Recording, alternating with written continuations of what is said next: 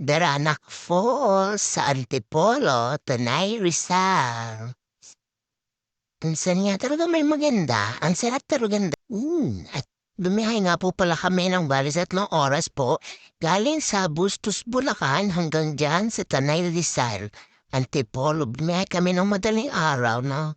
Kasi nga po sa sobrang traffic, ini-expect namin na magtatagal ang biyahe namin. Pero hindi naman po pala traffic sa madaling araw. Kaya napabilis yung biyahe namin papunta dyan sa Antipolo. At nakakabilis nga naman talaga ng biyahe pag yung mga driver, mga kaskasero. Pero keep safe pa rin naman po sa kanila. At saka maingat naman po talaga yung pagpapatakbo nila. Ano. Hindi naman po sila sinit ng sinit dito, bad sinit doon. Ingat naman din po sila kahit na naghaharurutan sila. Ito na nga po't babaybayin na natin ang kalsada ng Antipolo. At nandito nga po tayo sa simbahan dito sa Antipolo at sabi nga po sarado yung kalsada kasi nga po linggo at maraming sisimba kaya sinarado nila. At ito magiging one way na lang pero kasya naman po yung motor kaya matigas ang ulo ng mga driver namin siniksik na rin nila dyan yung motor. At pag mula dito, ayun po yung simbahan, nag-picture-picture muna kami dyan, stop over, tapos picture, o ba? Diba? At dahil hindi nga gumagana ang waste nila, nagtanungan pa sila kung sino may alam ng daan at alam nga daw nito alam niyo daw kung saan. Kaya sumunod muna, tapos mamaya sila din naman ang mauuna dahil hindi niya na rin daw alam ang daan. Umovertake na nga kami diyan, titingnan namin yung dalawang ito kung bakit gaano pala tumitingin ng base, tinitingnan ng dada. Nagtatawanan pa nga kami diyan ng jowa Kwan kasi nga nauna kami at ayan papakit pa siya ko. Enjoy ride! First ride nga namin 'to naman malayo yung aming nilakbay kaya tuwang-tuwa naman talaga ako. Yung dalawa sa likod, dalawang motor nga lang kami dahil nga walang lisensya yung iba kaya hindi sila nakasama. At medyo kinakabahan na nga ako dito sa pagdadrive ng driver ko kasi tingnan mo naman ligo-ligo yung kalsada at napakadilim pa, pababa pa nga. Ayan sabi ko nga sa jowa ko, hindi mo na ako magbibideo kasi nga parang humihiwalay na yung katawan ko sa sa motor o yung kaluluwa ko sa motor kasi nga talaga namang pababayan at paliko-likupan napakadilim ng kalsada. Boom, nandito na nga po kami sa Tanay Rizal. Pagpasok yan, ayun madilim na naman yung kalsada kaya puputulin ko na naman yung video kasi ayoko na naman baka mamaya kung saan na naman kami mapunta nito at umiwalay na talagang tuluyan ang aking kaluluwa dito sa aking katawan, kinauupuan dito sa aking motor. At eto na nga po kami, ito po kami sa Daranak Falls. Then stop over muna kami dito kasi wala pa nga kami almusal so magkakape muna kami. Ayaw pa nila magpa-picture. Oy, nandiyan ko pala, Edgar. At heto na nga, inumaga na nga kami. At eto na, pumasok na kami sa Darana Falls. Papunta pa lang pala yan, papasok, di ba? Ang sarap nga talagang mag-ride sa umaga kasi walang traffic, no hassle. Kaya ayan, bilis kami nakarating dito sa Darana Falls, Rizal, Antipolo. At pagmasdan natin ang kagandahan ng kalikasan dito sa Antipolo at madilim-dilim pa nga at hindi na ng aking camera, hindi lumilinaw dahil nga siguro nagdadrive yung or umaandar kami kaya ganyan nagdidilim, no? Tingnan niyo, ang ganda talagang pagmasdan pag puro green. Ang paligid, ayan, at napakalamig nga po pala dito kasi nga marami ang puno at yan, bright rides pa daw kami, ha? Dalawa lang motor yan pero masaya naman.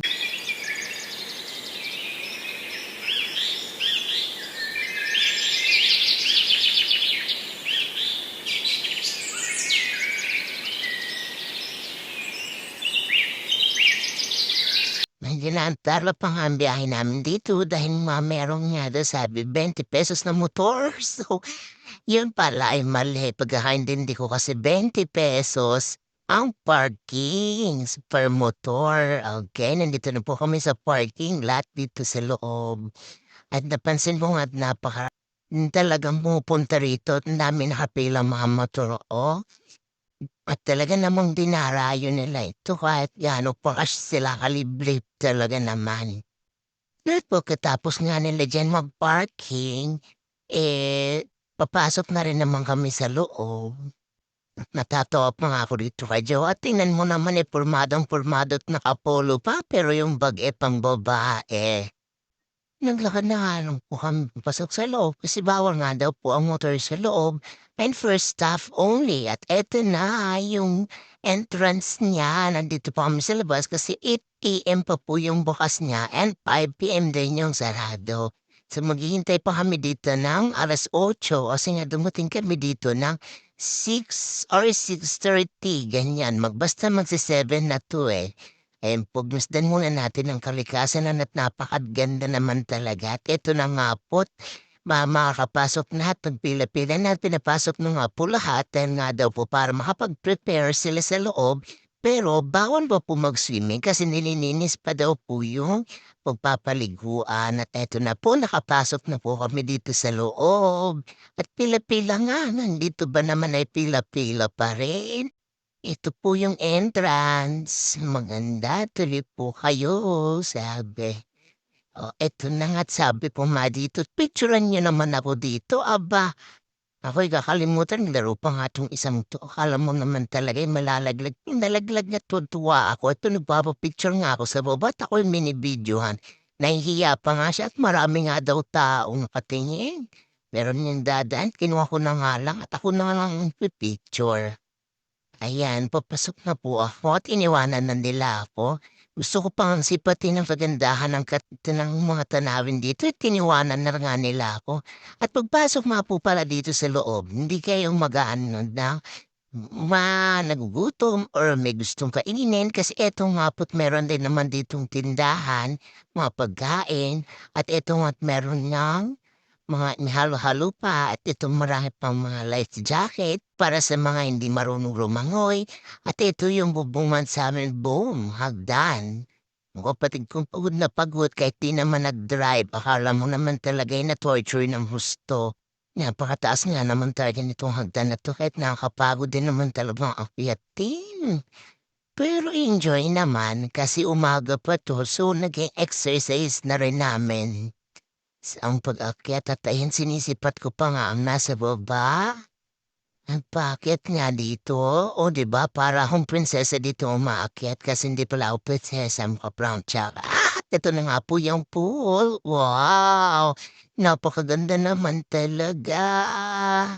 Ang sarap sanang maligo pero hindi kami nakaligo kasi nga pagod, puyat sa biyahe, 'di ba? Pero ang ganda talaga nito.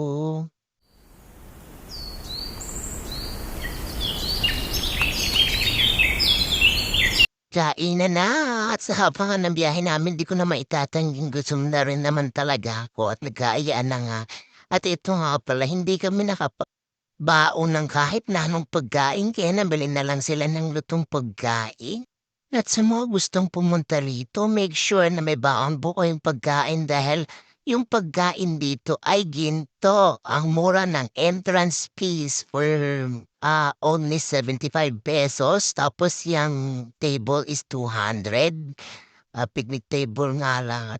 Pero yung pagkain ay ginto. At yan, at pagkatapos nga namin kumain at gusto na talaga namin lumusong ni Jowa. Pero nag-picture taking muna kami dito dahil napakaganda talaga ng tanawin at ng falls na yan dito sa baba. Makikita mo talaga yung pagragasa ng tubig niya pababa.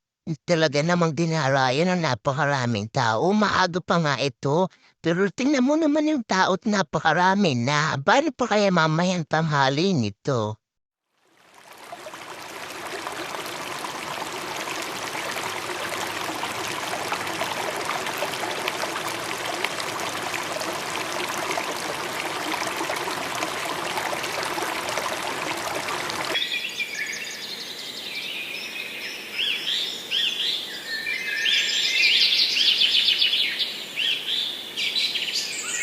Nagkaya na nga po kami umuwi dahil mga inaantok at pagod na sa biyahe at gusto na rin magpahinga.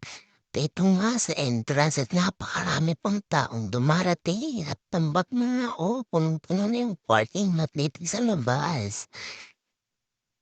Dami pa talagang mga paparating ang tambak na yan. O ayan, nagkatrapit-trapit na nga dito at hanggang dito sa labas ay talaga naman napakaraming na parking at tinarayot na ito ng maraming tao. Nagkatrapit-trapit na yan dahil nga meron kasalimunas daan. At ito na nga hanggang dito sa dulo, papalabas na nga kami, napakahaba na pasada na yan at talaga namang ang talaga sa pinaka-parking.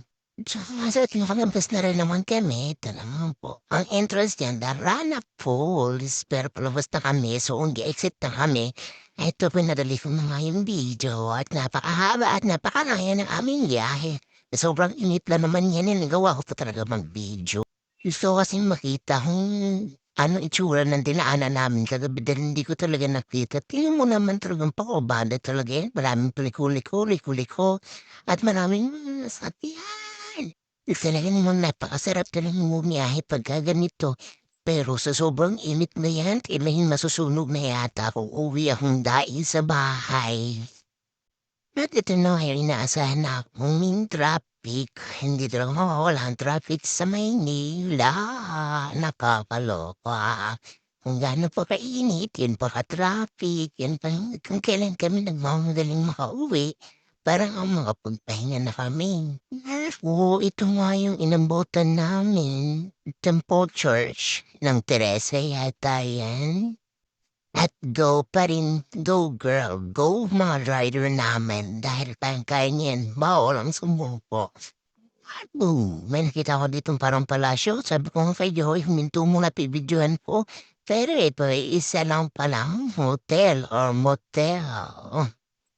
Gora bells na naman tayo at po dito sa taas, dito makikita nyo ang buong Antipolo. At paano maganda nga talaga yung view dyan pero hindi na lang kami nag-stop over kasi nga sobrang init. At talaga namang pagod na puyat talaga. Paano gusto na namin makapagpahinga. Ito pa nga mga overlooking dito sa taas.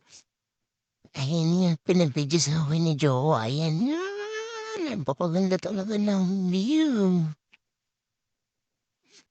Ito na yung nakatakot na part. Kung ganyan ang kalsada, uniliko kang bigla ng ganyan may truck. O, ayan pa, meron pa. Puro pakarbata talaga yung kalsada dito. Talaga namang pakatakot. And wait lang, tatapusin muna to at ako'y natatakot na. Kahit hindi ako yung nagdadrive, ganyan talaga ang masalubong mo. Ha, isa pa! Ano, teka lang muna. Sumpa ko ba? Di talaga naman. Dan dito, pero hindi ko pa rin tigilan ng video kasi napakaganda ng cloud doon. Pero hindi ko naabot. Kaya, yun, diretso pa rin sa pagdadrive. So, nga talaga, Ang sarap tumambay dito. Mas masarap tumambay dito pag morning kasi yung sunrise may kita mo. At dito na lang ko pa dahil makwento kapag na rin. Bye!